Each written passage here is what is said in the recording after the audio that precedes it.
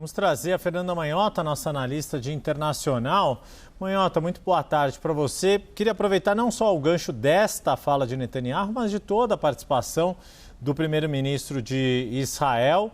Como de costume, ele levou aquelas pranchas, né?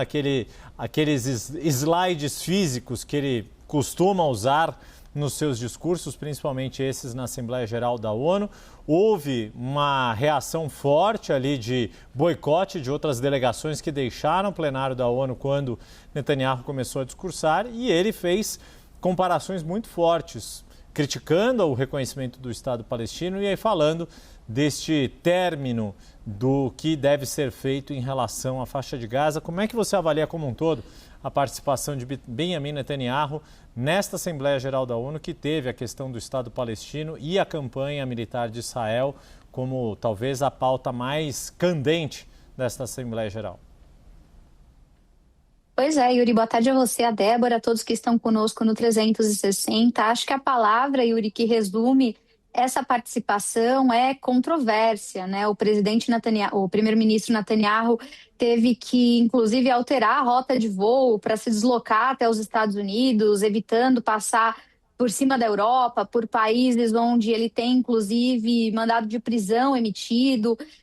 E chegando lá, como nós acompanhamos e você citou, durante a fala dele houve boicote, várias delegações deixaram o plenário, várias delas trajavam, né, indumentárias, roupas, enfim, acessórios que fazem referência à causa palestina.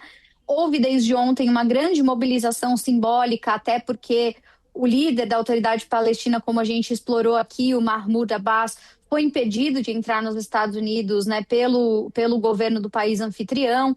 Então, controvérsia é o que, de fato, cercou essa participação. Você citou as pranchas, né, os cards, esses recursos que o premier Benjamin Netanyahu usualmente carrega nesses eventos, e eu destacaria justamente que a fala dele veio na tentativa de produzir uma espécie de narrativa de prova física, né? Ele teve necessidade de demonstrar publicamente para a opinião internacional, opinião pública internacional e também para a opinião doméstica israelense, os ganhos e os planos de Israel em relação a Gaza.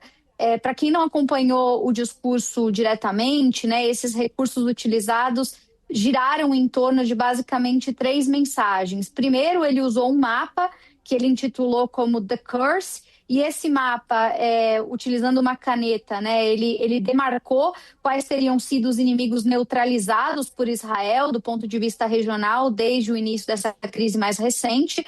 Então ele fez isso como uma tentativa de demonstrar superioridade militar, mostrar que a operação em si tem dado resultados concretos, é uma tentativa de resgatar essa popularidade em torno da ideia de sobrevivência do Estado de Israel num ambiente hostil. Foi um pouco nessa direção que o primeiro recurso foi usado. Depois, tentando ampliar o escopo dessa noção de ameaça, saindo do entorno regional do Oriente Médio, ele sacou um segundo cartão, esse no estilo de múltipla escolha, né? Foi bastante repercutida essa imagem.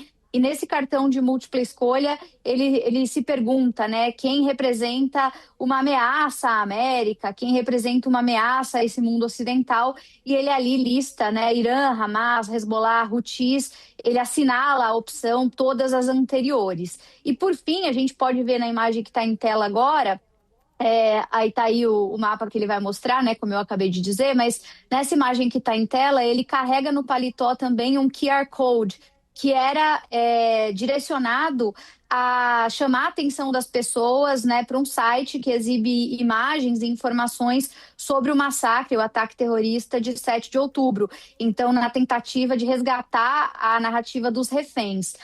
Tudo isso, Yuri e Débora, então, mostrando a superioridade militar e as vitórias, ao mesmo tempo tratando dessa questão, né, de ampliar o escopo da ameaça para um campo internacional que afeta mais países, e relembrando a motivação inicial que ele próprio defende, que é a questão dos reféns, ele vai tentando construir uma ideia de legitimidade, de que Israel teria, portanto, razões para atuar como atua. Por fim, só para destacar, uma outra coisa que repercutiu muito na imprensa internacional é que, além de todo mundo que assistiu esse discurso pelas vias tradicionais, há registros de que altifalantes externos foram instalados em Gaza para que as pessoas de lá ouvissem esse discurso. Então, consumo doméstico do que foi falado também, Yuri e Débora.